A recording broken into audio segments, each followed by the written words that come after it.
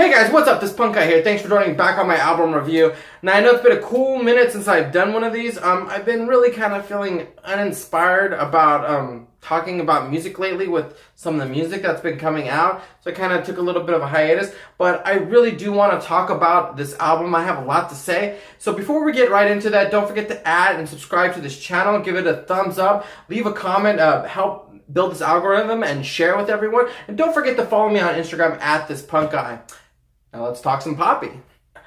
Now this album came out a little over a month ago, but I finally got the vinyl, so I'm finally ready to talk about it. This is Poppy's fourth full-length album, Flux. This is their second one released on Sumerian Records. Here's the front, here's the back. This just coming right off of the NXT EP, E, which I fucking loved. And I also love the previous I Disagree. I put a link up there, so go click that link if you want to see that review. But here it is. Here's the album cover. I don't really know what to say about it, really. It's just kind of, you know, like this weird graphic of her. Okay, she's got the, you know, I don't know, devil's ears, kind of 80s-ish, 90s-ish, grunge look, I guess. I don't know. But here it is, Flux. Now, I think it's no surprise to us at all that the one thing Poppy does well is subvert expectations of what you expect her music to be. Her last album, I Disagree, was a very metal infusion type of album, mixing different types of metal. And her EP, E, that was such a good album, was just so heavy, a lot of mathcore and a little bit of thrash thrown in there, just the heaviest thing that you would expect. So you think that she would be going on this trail, but this album is a complete left turn. Even though Poppy is still in the rock genre, I would say, this album definitely, you know, leads more into like the 90s grunge sound, alternative, and it's got a lot of this weird kind of like ethereal, like atmospheric music built into it. A lot of people definitely say that she has a lot of Pixies influence on here, but for me, I definitely hear a lot of like Garbage and Hole in her sound sonically. If we're being very, very honest, this album doesn't really grab me the way her previous work did. I'm not saying it's bad. It starts out especially really strong. The first couple of tracks, about the first 4 tracks I really like, and then it kind of just like whimpers down. And there's only 9 tracks on here too, so it's hard to even call it a full album. That's just probably my personal taste because I've never really been a huge grunge, like rock fan. You know, the 90s kind of like Pearl Jam stuff. I was never into any of that. That wasn't my bag. I just definitely like my music to be a lot faster, a lot heavier. But I don't think this is a bad album at all because I really do love Poppy's voice, and that's probably why I continue to listen to her new music, and I am interested in what she's doing. But the one criticism, the major criticism I have about this album is I think her voice gets drowned out in this album. I can't really hear a lot of the lyrics and what she's saying. In fact, when I got the EP or the LP, the first thing I did was open up the lyric sheet to see what she's saying.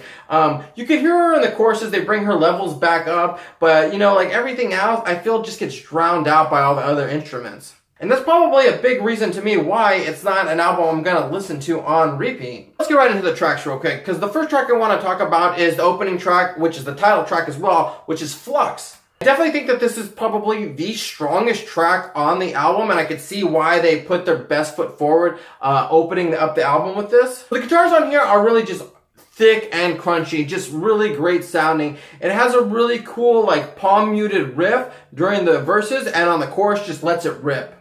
And lyrically, I love this track because I really love what she's saying. You know, she says you gotta flux and flow, what she's talking about her musical genre and taste, what she's gonna do. She's always gonna be switching it up. You're not gonna be able to put her in a box. Once you think you have her and what she's about, boom, she switches it up. So the next track is So Mean, which is kind of like a straight up just pop rock 90s anthem. I mean, if you heard this on K-Rock during the 90s, this probably would have been a top 10 song for sure. The guitars have a great sound and a great melody to it.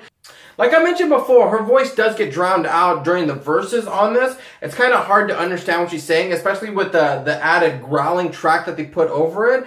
I don't know why they did that. It sounds really cool. It's actually one of the only tracks I actually prefer it to be lower like that, because once she hits that chorus, it just the whole thing just registers up. It's a really good, catchy song. Like I said, if you heard this on K-Rock in the 90s, this probably would have been like #1 at top of the billboards and all that. Lesser the Damage is kind of this straightforward punk song.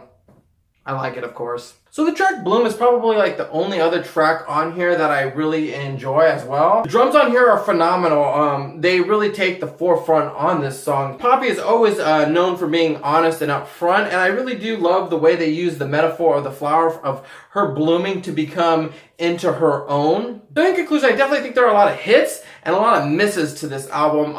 A lot of stuff just didn't really catch me. Like I said, I've never really been a huge fan of that 90s alternative, especially that early 90s alternative sound.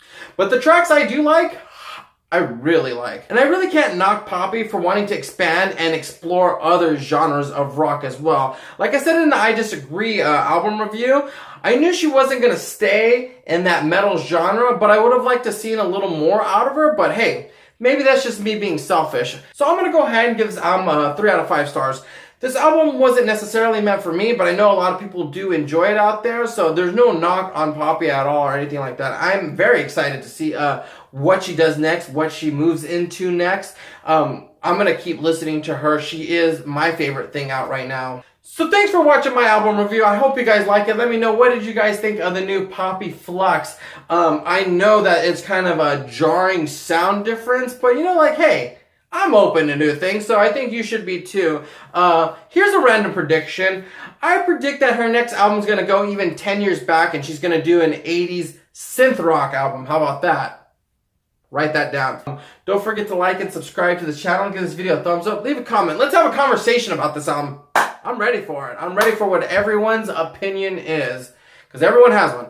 Anyway, don't forget to add me on Instagram at @thispunkguy. And like always, guys, I'll see you at a show!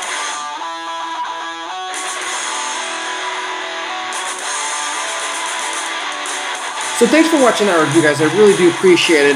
It was kind of hard getting back into gear making these videos, but I think I'm going to start up again. I had to take that hiatus like I mentioned earlier, but it was well worth it. I got some good music coming out, and I really did enjoy this Poppy Flux album. Some songs especially more than others. Let me know what you guys think, and I'll see you guys in the next review.